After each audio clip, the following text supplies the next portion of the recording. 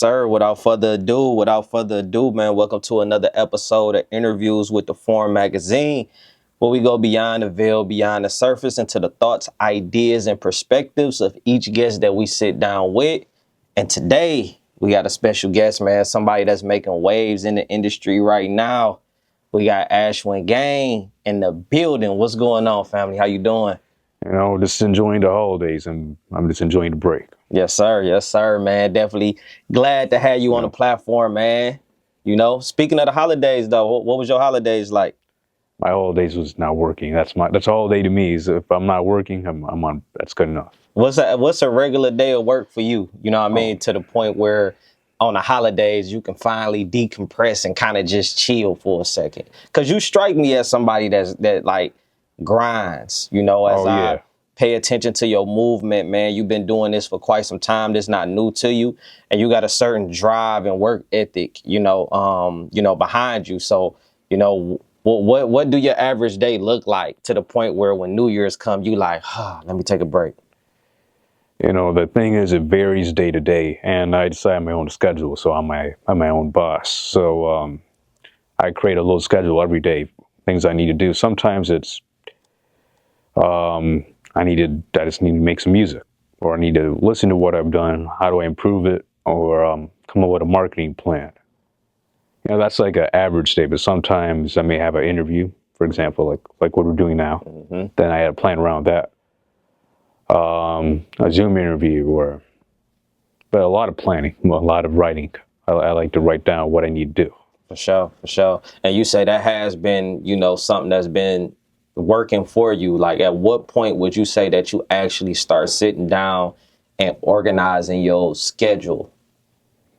I really started doing that on a daily basis this year. Like before, I just used to do it in my head. Now I just write it down, and it keeps me on track. I'm keeping myself accountable. And most of the time, I can't do everything I want to do in one day. But I like to I operate with that assumption that I can't do this all, but I'm going to write it all down. Mm-hmm. No, definitely. And, that's a key thing as well, too. That's something that I'm personally working on. Sometimes, when you working, you don't really see the progress as much, like when you're in it, you don't see the progress. However, if you write down your objectives and things that you want to accomplish each day, when you look up week by week, month by month, year by year, you can actually visually see, some of the work that you've been able to accomplish and some of the things that you've been able to do. With you, 2024, right? We're in a new year, but 2024, what would you say were some of the things that you actually was able to check off your list and accomplish? Well, one thing was I finally put out an EP. Like, I've been singing a lot of songs.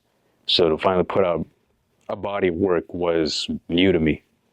Because, we, creatives always have that problem. Like, we're always hoarding all our material and we never put it out. So just putting out something, even though it's 5 tracks, absolutely, was a good start.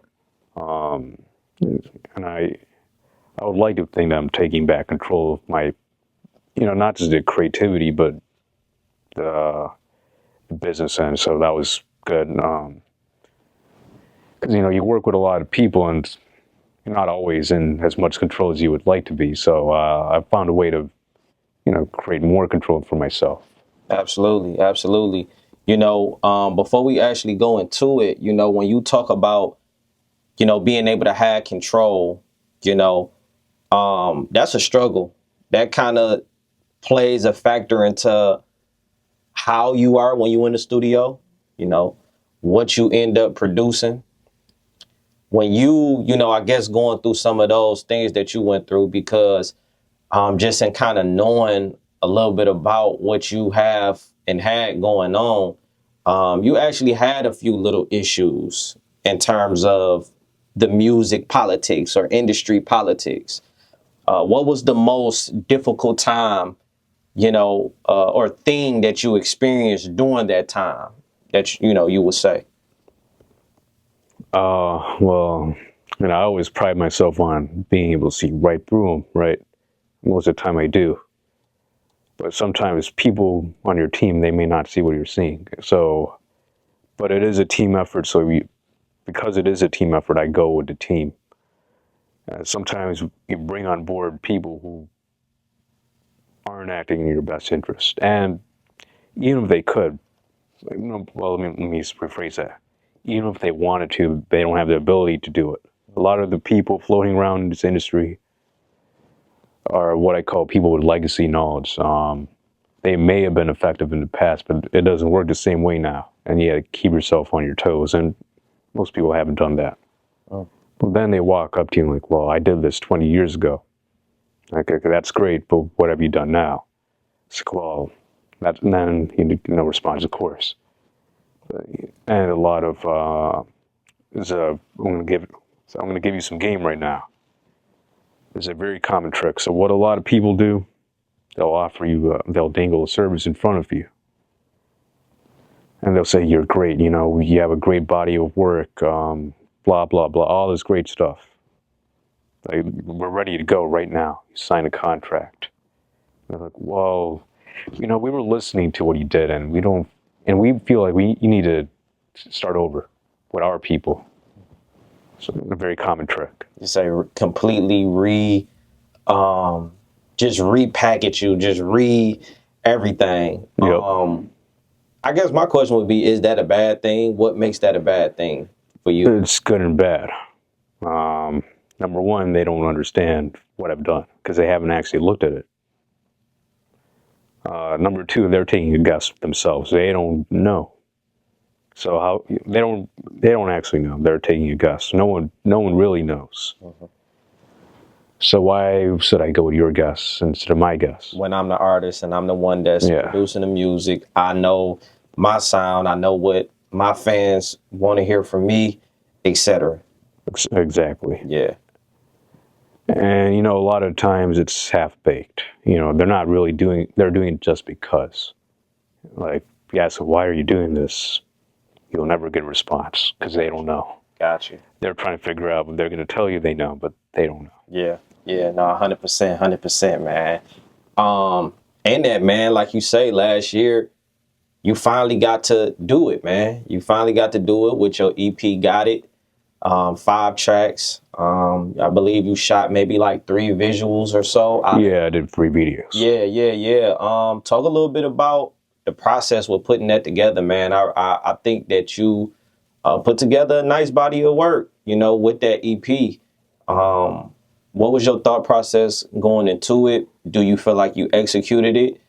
And in terms of picking like the lead song, what made you go with whatever one that you did decide to choose? Yeah, so for me, you know, we took a different approach for the EP. Less thematic, like, you know, a lot of my work is very cinematic. This time I wanted to ground it. So, you know, I want to create something anyone can enjoy at any time. You know, that's why I call it Got It. I mean, I know I have a song called Got It, but the idea is anywhere you are, any situation you're in, you can play a song off of this and it's going to fit the situation. I almost see it's like a vibe playlist as an EP. Like it's really designed for vibes. It's not so much, is there a story? Yes, I mean, there's always a story, but it's more about the vibe. Yeah, no doubt. When you like, did you record them all same time, you know, within a month time span, or what? So, you know, the recording process was I think that was one of the greatest developments for me as a creator. Like, I can apply this process I've created to my future work. So what I used to do in the past was I just used to get in with whoever's recording me, and we recorded like one time and we called it good. Now, for this EP, what I decided was we need to try it out. We need to try different variations out. Because first recording is great, but what if the second one is better? What if I do it this way? What if I use a lighter voice? What if I use a heavier voice? Like, you don't know until you try it. And I found, and that makes me very confident about what I did, because I've tried various styles. And I found that these are the best vocals for whatever song it may be, and a lot more self-recording this time. Which is the best. Yeah, of I course. may say, man, self-recording. You can stop when you want to. You can take your time. You ain't on nobody else's time. Um, it's just the feeling of being able to record yourself. Just kind of, it's different. Yeah. If you was to just for the people out there that may be considering it, that may not know how to but want to, just a little motivation for them. If you was to rate the difference between 1 to 5 of you recording with someone else or you self-recording yourself, what would that rate be? It's definitely like a 4. 4. And you know the best part is you can do both. And you can combine the two. You can take the best of both worlds. You can, maybe someone has a different perspective than you do. So why not record it with them? And then why don't you try by yourself? Hey, you can always take one line from theirs, take one line from yours. You can even take a word. It's one word. So you really have nothing to lose. But the more you learn how to record for yourself in music, the more power you have for yourself. Absolutely. In terms Yeah. of the production, I also know that you produce. For those who may not know, you actually, if I'm not mistaken, you produced 2 projects for Lil Reese. Yes, I did. You know, so you are an established producer. Did you get any help from anybody on this EP, or was everything self-produced? So on 2 of the tracks, I did get help. So this was kind of like a collaboration between me and a songwriter named Jack Knight. So I'm always willing to try something new. So for 2 of the tracks, Million and Who's Watching, his guys they helped, on the production end. And that's the one too, man. Million, man, as I was telling you before, man, that's my personal favorite. So y'all make sure y'all go check that one out. Tell them the forum told you about that one. Dope song, concept, very inspirational, motivative. Kind of makes you just want to strive and reach for higher heights. When you was actually penning that together, like what was your thoughts going into that specific song? Well, as you said, inspirational, but aspirational. That's how I would really look at it. What's the difference? It's like I think aspiration, like you have a goal. Inspiration, not necessarily. Like aspiration, like I want to go. Like you have a benchmark, like I want to go here. Yeah. I think with inspiration, not necessarily. I think aspiration is a type of inspiration. So not all inspiration is aspiration, but all aspiration is a type of inspiration. I get that. I get that. That's what I would say. I get that. I get that. Visuals, man. Who helped you with the visuals? Like you said, very cinematic. Great quality. Just the whole package, man. Who helped you put that together? And did you like help with the treatment, or what was that like? No, sorry, I actually forgot his name. Yeah, that's cool. But let me. Listen, man, you work with a lot of people, and if a person can't understand that, man. So the directors, they call themselves the Reggies. Okay. Yeah, they're based out of LA now. Okay. Yeah, very cinematic, as you said. And then for the last video, I worked with Gerard Victor for Who's Watching, the one with the strip club one. Okay. Yeah. That one was kind of more my idea. Okay. More sort of like the way it's cut. Like I wanted a certain pacing for that video. I wanted to feel more hip hop. Yeah. No, I get that. Like I'm listening to your music, man, and for some reason I just like to think that you would have some type of inspiration from like a Travis Scott or who else, like a Playboy Cardi or something like that. as you was developing your sound, and I'm not saying you sound like them, you actually got your own vibe, your own sound, but everybody has a starting point where, you're listening to certain artists and you kind of developing, your sound. Who was some of them people that was influential with you creating the sound that you had today? For me, that's kind of a tricky question to answer because I bring back all I can. I have different styles I can pull upon for a given song. Like for me, Million is not my signature style. Like I did something different for that song because that's what the song needed. Because it's a young person song. So Playboy Cardi, Travis Scott, they have that young person sound, like especially Playboy Cardi. So I modified my voice, like not like what technology decided is voice acting. I brightened it up. I made it sound light, made it sound young. Because that's what every young person, every young person has a dream. I want to have $1 million. So it wouldn't make sense if I said in this voice, Yeah, I want to yeah. have $1 million. Like, okay, this guy sounds like he has $1 million already. Right, So I right. had to do it in a way where it sounds like I don't have that yet. That makes So sense. I can't use my normal voice. I had to use the Playboy Cardi voice, if you will. Yeah, yeah. Yeah, but to answer your question, what are my inspirations? I have so many.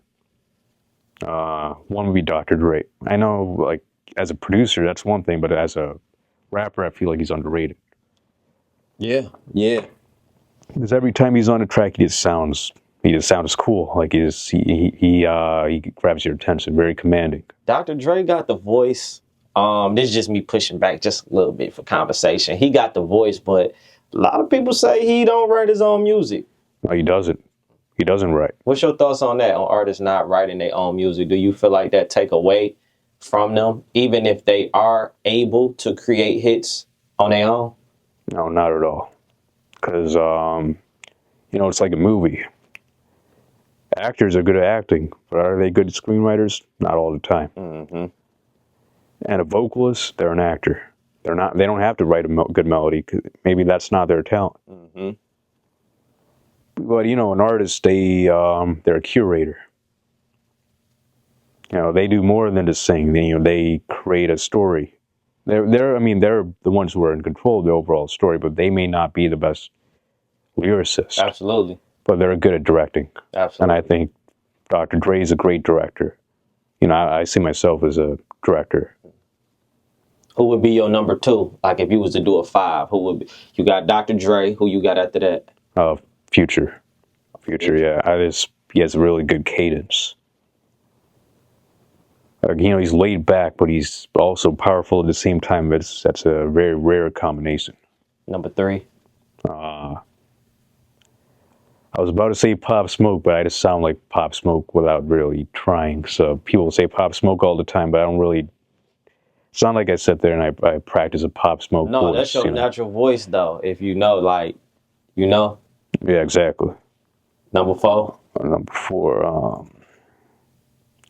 This is people who inspire me. 50 Cent. He's kind of like a Pop Smoke, but Yeah, but 50 is definitely, I don't think people give 50 enough credit, especially for the run that he had and like what he brought to the industry.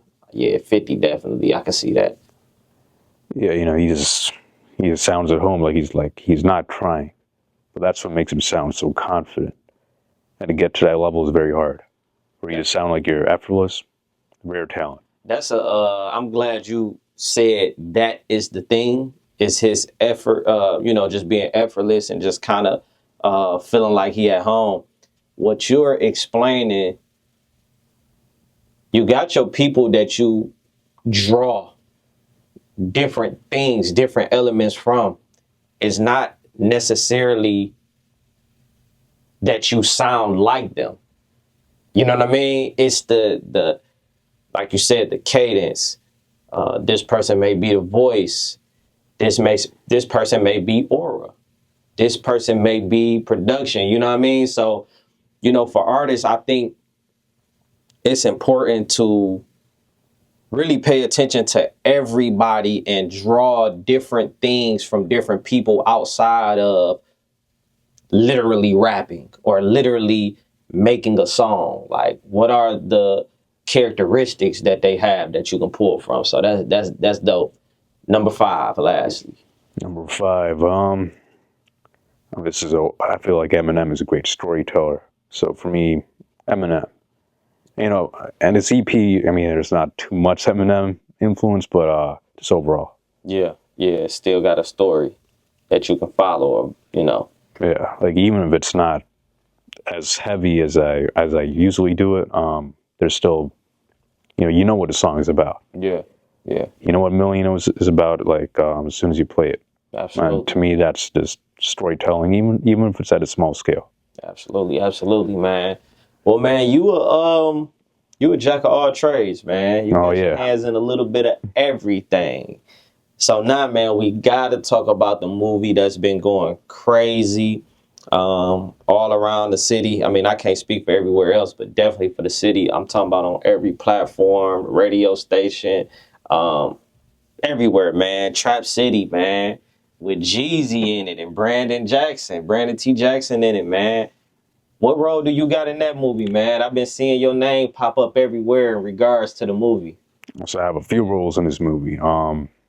One is I'm the executive producer and yeah, money person, but my role goes beyond money person.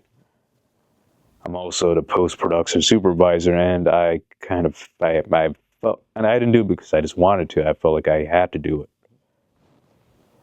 because I had the idea of the movies brought to me. Like, okay, this is cool, but we need a element of realness to it. So like, we need someone who's associated with the trap because it's called Trap City. So then eventually Jeezy was brought in to the movie, and I made that recommendation. So that's pretty big. That's a pretty big first thing to start off with. But I'm even more than that. What I'm proud of is my creative contributions. I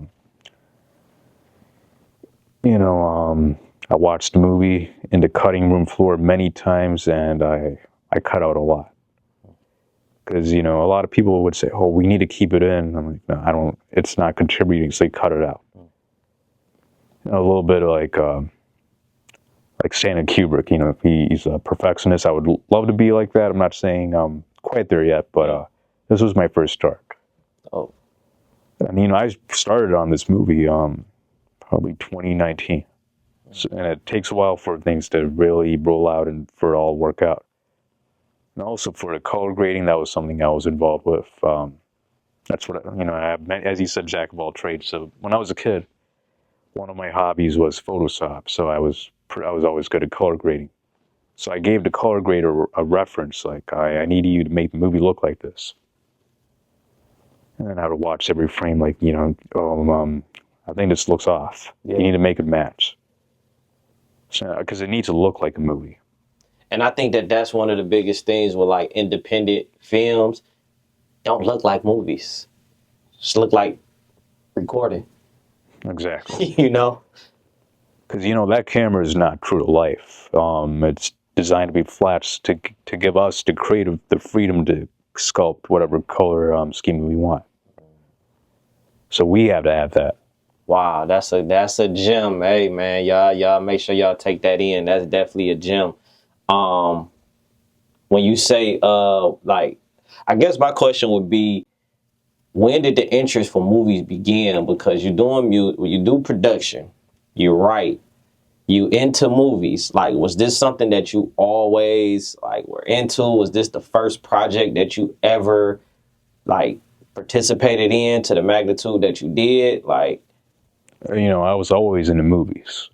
I was into movies before I was into music. And, to me, that's kind of my end goal, is to do movies, but I want to do music first. oh yeah, you're right. Actually, I think I did hear you say something about initially you wanted to do music to get to the movies, if I'm not mistaken. Not exactly. Okay.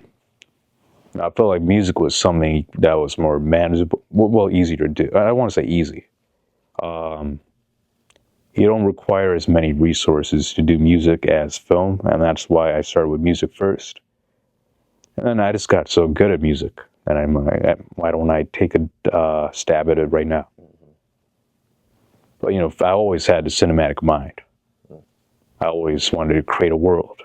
And you do the same thing with music. So they really go hand in hand. And I try to look at my music the same way a director would. But maybe in 10 years you're going to see a movie and it's going to be directed by yours truly. Know it. When in terms of getting Jeezy, was that process hard? Was that an easy process to get him? Because Jeezy don't really act in a lot of movies. Yeah, not easy, not very easy. But the story is very simple. You know a guy who knows a guy who knows a guy. It's really boils down to that. But making it all happen wasn't easy. But I can't get into too much of that because for sure. Because there's always behind the scenes drama, and believe me, there was a lot of behind the scenes drama. But it got done. Brandon T. Jackson. What was it like working with him? So I actually worked with him in the studio. We did an EP for the movie. Because the idea was brought up, like Terrence Howard, he did a soundtrack, so why not have Brandon do a soundtrack? Because he's a rapper in the movie. And he wanted me to work on it. I was actually not going to work on it. And then he said, "No, I want to work with you." Did you know him prior to the movie? It's just a little bit. I met him before. Okay. But you said he personally requested for you to work with him. Yeah, like some big name producers came up to him and they sent him tracks like, we want to work with Brandon and that would be great, right? And he actually turned him down. He said, "No, I want to work with him." Because he understands cinema. And he knows that you understand cinema as well. Yeah. Right. Yeah, that's what he said. Yeah, exactly. Dope. Finished product. When you, in hindsight, obviously you said you was proud of yourself. But what was what was the most proudest moment overall, like outside of just you? I mean, number one is putting it out. It was hard putting it out. There's politics around that. So finally putting it out, that's always a step you have to be the most proud about. Not being scared of what's going to happen, just putting it out. That's always hard to do. Yeah. And in terms of the reception, the outcome, people, actually being there, like, what's been some of the feedback that you got from it? The number one thing I always want to hear, it looks like a movie. Correct. Because I got to be honest, before I really got my claws in, I felt like it didn't look like a movie. And I came in when it was done. Like I didn't get to come in when it started. Oh. This movie was already pretty much wrapped. But I'm like, well, now I'm involved because of that's a story in itself. Yeah. But now that I'm involved, I have to make it as good as I can. Absolutely, man. I personally haven't had the opportunity to see it yet. Definitely want to see it. As I say, man, it's been going crazy everywhere, all on social media, man. If you can, again, just let the people know the name of it, where they can catch it at. Movie's called Trap City. It's going to be on streaming very soon. Yes, sir. Man, this last year is done. This year is here, man. We're a couple days into 2025. What's the goals? Well, the goal is, number one, 5 tracks is not enough. We got to put out more. But, to me, that was the warm-up. Like, we're taking our first baby step. Now we got to do even more. And, creating songs is the easy part, but putting them all out, putting them out is the hard part. Yeah. Effectively. And when you added that effectively in there, what does that mean? Because, I could go on DistroKid and I could put a song out, but no one knows it's out there.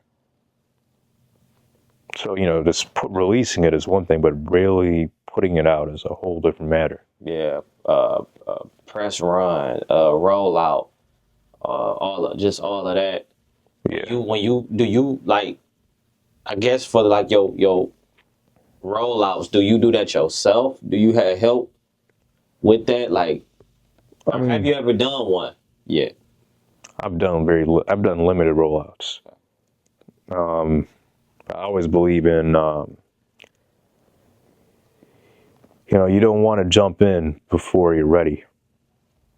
Because you can say, "Oh, I'm Beyonce now. I need to go on Rolling Stone," but You you're be not just doing Beyonce a yet. crazy rollout, be looking crazy to the bug, Yeah. like all type of mistakes, all type of stuff, man. It's a few people in the city that I feel like does very well with rollouts. One being Vezo, and this is independently. Icewear Vezo does a great job. Him and his team. All Star Jr. Man, unbeknownst to a lot of people, he does a pretty good job for his rollouts. And I'm only naming like independent people that's like with their team, just in there, kind of just putting it together. Who's another person? I don't know how much help Babyface Ray actually have. I mean, I'm sure Empire may assist. However, he has a pretty good rollouts as well. Um, in your relationship, like even with your relationship with Vez, like what's some of the game or some of the things that you was able to draw from him, or just your relationship in general? He gave me a lot of great insight on marketing. Number one, you have to put yourself out there. Whether it's good or not, you just have to do it. And you don't have to be liked. The people will get to know you. And at first, they may not love you, but that's fine. They just don't know you yet because you're new. Like, Yeah. 'cause whenever you see something new, you're always going to look at it like, I don't know about this. But just keep putting yourself out there, and the people who like you are going to like you.